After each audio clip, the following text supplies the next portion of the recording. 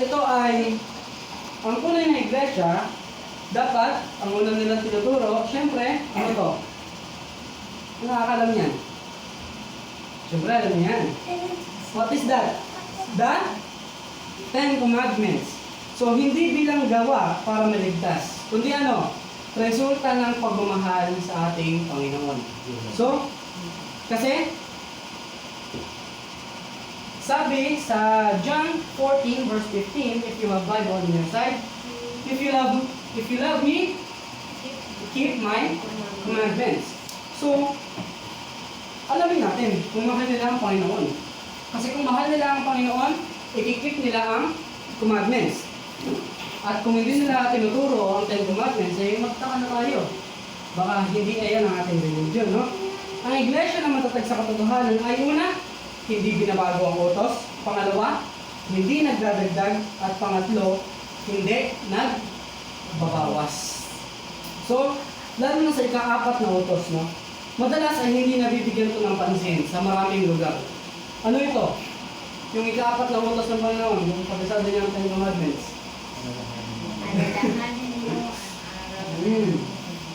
Remember the Sabbath day to keep it holy. So, a church is the firmly grounded in the truth, is one that does not change the commandments, hindi po kanina.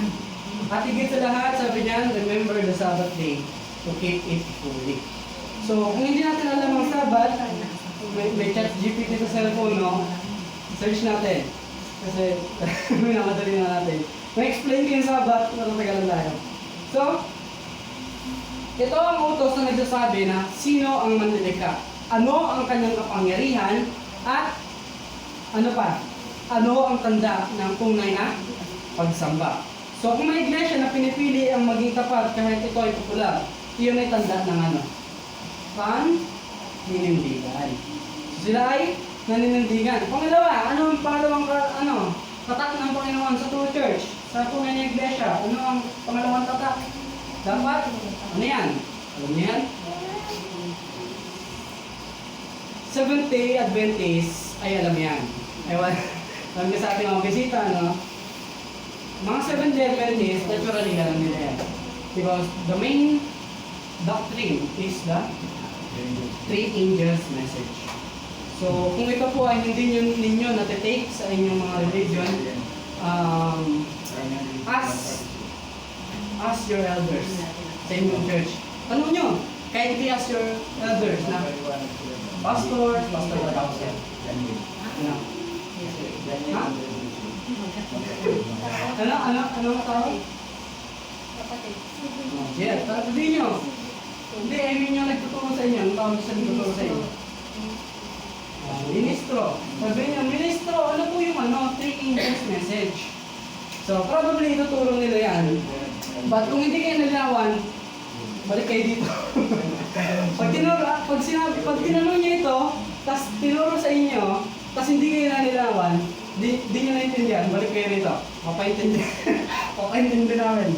So, sabi sa Apocalypse 14, verse 6 to 12, merong tatlong mensahe ang anghel na ibinigay para saan? Sa buong mundo. Bago ang pagbabalik ni Jesus. Bago ang pagbabalik ni Jesus, merong tatlong mensahe na galing saan? Sa anghel. So, hindi lahat ng simbahan, mga kapatid, no? Ito ay ayon lang sa aking nalalaman at nakikita. Hindi lahat ng simbahan na nagtuturo nito bilang malinaw. Pero ang iglesia na tapat sa Biblia ay hindi ito iniiwasan. Kahit tanungin nyo sila niyan, sasagutin nila yan. Kahit 4 hours, 5 hours pa kayo mag-aaral dyan. Sasagutin nila yan. Hanggat di ka nalilinawan kung ano yan, sasagutin nila yan. So ano ba ang three angels message? The first angel's message, so paiksiin natin, no? Una, ang wastong pagsamba. Saan? Sa manlilikha. Sabi doon sa first angel's message, sambahin ninyo ang manlilikha ng langit at ng lupa. So ito ay tuwirang konektado sa Sabbath, the commandment of God. So, sabi dito, ang tatak ay kasama ang Sabat. Sapagkat ang Sabat ay paalala ng ano?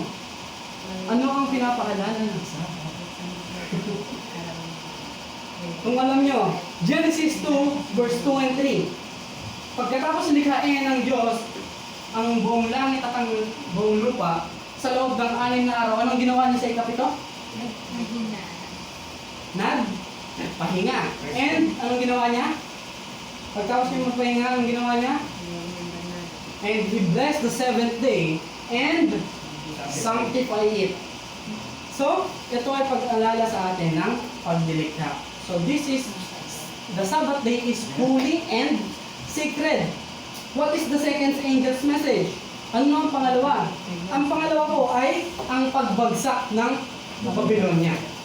So, ito na yung pinakamalalim na aral. Kapag tinanong niyo yan sa inyong mga ministro, yung ikalawang mensahe ng anghel, yung pagtuon niyo ng pansin. Kasi dyan yung malalaman yung talagang quality ng true church. No? Diyan yung malalaman kung ano yung quality ng true church. So ito ay hindi literal na lungsod. Spoiler. Kundi sistemang panreliyon at naghalo ng katotohanan at ano? Tradition. Katotohanan at tradisyon ang naghalo. Ano sabi ko kanina? Kapag ang katotohanan, ang kalahating katotohanan ba ay katotohanan pa rin?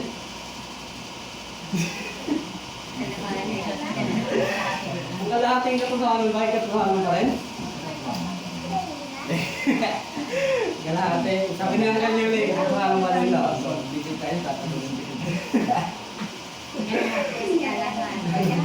So, ito po, yung pangalawang mensahe ng anghel ay hindi tumutukoy sa literal na bayan or literal na building.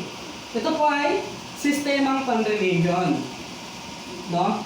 Ang iglesyang tapat ay hindi sumusunod saan? Sa impluensya ng tradisyong hindi galing sa Biblia. Kasi kung ito ay nauwi lang sa ating tradisyon, mag-isip-isip po tayo. Kasi kadalasan tayo saan tayo nakukulong? Saan? Sa tradition. Nakukulong tayo sa tradisyon. Kasi ito yung nakasanayan namin eh. No, pag kami nagbabay-bahay ni Kuya sa Batangas, parang minsan nakaka-approach kami ng tao na anong religion na? Ang mga Adventist kayo? Kasi kami hindi namin magpapabinyag sa iba eh. Kung saan kami lumaki, doon na rin kami mamamatay. So, that's the example na nakulong sa tradition. So, ano naman ang ikatlong mensahe ng anghel? The last angel's message. Ito ay babala saan? Sa tanda ng pagsamba. Babala sa maling tanda ng pagsamba. So, hindi ito tungkol sa takot. Di tayo tinatakot nito ha. Baka kasi mamaya pag nabasa niyo yung revelation mo, nakakatakot. Ano lang kayo? So, ito po ay hindi binigay sa atin bilang nakakatakot. Nakakatakot ito para sa mga taong walang Diyos. Nakakatakot talaga to. Pero kung ikaw ay may Diyos sa buhay mo, bakit ka matatakot, di ba? You need to trust in God. Kundi sa katapatan kay Kristo at hindi sa sistema ang humihiling ng ano? Pagsaway. Ang iglesia na tumatayo sa katotohanan ay nagtuturo kung paano mananatiling tapat sa Diyos kahit may pressure sa mundo. Madali bang magsamba sa Panginoon? Madali bang sumunod sa Panginoon? Madali. Madali sumunod sa Panginoon. Pero madali ba maging tapat? Madali kayo maging tapat? Kasi ano? Hindi yung maging tapat. Kasi kung ano ang bawal, yun ang ano? Ano ang bawal, yun ang masarap. Kaya mahirap maging tapat. Kaya ano kailangan? Kailangan natin ng malalim na relasyon sa ating Panginoon. So, balik tayo sa ating topic. What is the third? Pakilang na to.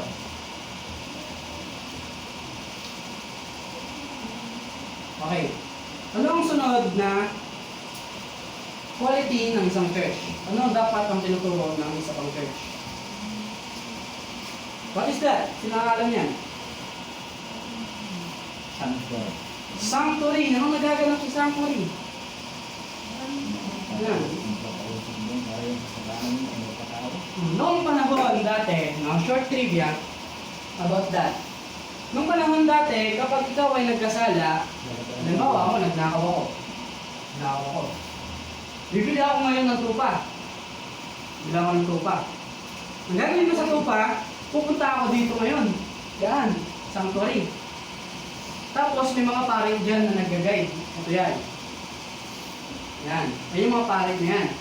Then, nilari ako yan, bumili ako ngayon ng tupa. Ang gagawin dyan, igilitan yan. Kasi, ipapasa mo dyan yung iyong kasalanan na nagawa. Kasi bakit? Anong sabi? Ang kabayaran ng kasalanan ay kamatayan. Ang kabayaran ng kasalanan ay kamatayan. So, need na merong mamatay para mabayaran ang kasalanan. So, ito, dati yan dati yan ginagawa. Yan, sinusunod din yung offering, yung pasok doon, yung pare. Yan. Explain pa natin ng malalim yan. Ano na yan? Malalim na pag-aaral na yan. Ito mga kapatid, tanongin ko kayo, narinig nyo na yan? Di ba? Di ba? So, kasi ito ang doktrina na halos wala sa iba pang denomination. Halos wala pa sa ibang religion. Halos wala, pero baka meron na. Pero mga kapatid, halos wala talaga yung nagtuturo niya. Mapapakinggan mo yan, huwag sabihin. Mapapakinggan mo yan, punta kayo dito. Punta kayo dito, mapapakinggan niya yan. Kung interesado kayong malaman ng tungkol dyan. So dati, no, short trivia, nag-aalala dyan. Pero natapos yan, ilan? Nung dumating si Jesus Christ sa lupa. At siya ay namatay sa cross ng Calvary. So, yung tela dyan, mahati yun. So meron dyan tela. Yung dugo ng tupa, umibisik dun sa tela. Tanda yun ng iyong kasalanan. Pag gawin ng tela, yun na. Ang panahon na yun, natapos yan, pagdating ni Jesus Christ, namatay siya, nag-earthquake, then nahati yung white na tela. So tanda yun na pagtatapos ng pag-aalay. Bakit? Kasi naibigay na ang isang dakilang alay. And that is Jesus Christ. So sa Biblia, ang sanctuary ay sentro ng paglilinis ng kasalanan. In short, larawan ng plano ng kaligtasan. Itong buong sanctuary, yan, lahat yan, nagre-represent yan kay Jesus Christ. So paalala ito ni Kristo ay nagdilingkod bilang mataas na saserdote sa Hebreo 8 verse 9. Nakikita niyo yun. Siya ang high priest God. So ang iglesia na tapat sa salita ay nagtuturo na ano? Ang paglilinis ng puso ay may kaugnayan sa paglilinis sa langit. So, at ang paghuhukom ay nagsimula na ayon sa Biblia. And that is the investigative judgment sa Daniel 7 verse 10 to Daniel 8 verse 14. So, ika-apat, what is that? State of the dead. So, ang ika-apat na palatandaan ay malinis na aral tungkol sa kamatayan at muling pagkabuhay. So maraming simbahan na nagtuturo na ang patay ay conscious. Diba? Sa Katolik, ang turo. May mga may mga pamalitin. Yan. Ang patay, kapag namatay, kung masama ka, saan mapupunta? Ayan mo, kung mabuti ka, saan ka mapupunta? Kaya parang pag ka lang, gitna ka lang, hindi ka masama, hindi ka rin mabuti. Pagkatuloy, ano mapupunta? So, 40 days. Yeah, ilalakad pa dito ng 40 days. Alright. So, that's not true no mga kapatid. So, maraming simbahan na nagtuturo niyan na conscious ang patay. Na pupunta agad sa langit, pupunta agad sa lupa. Ito totoo yun. Bakit may second coming pa? Diba? Bakit may second coming pa? Ang totoo yun. Ang gagawin ni Kristo dito, mamasyal. Diba? So, dahil magnalas 9 na, ang iglesia na batay sa Biblia ay nagtuturo ng malinaw. Ang patay ay walang alam. Ayon sa 1 Thessalonians 4 verse 13 to 17. No?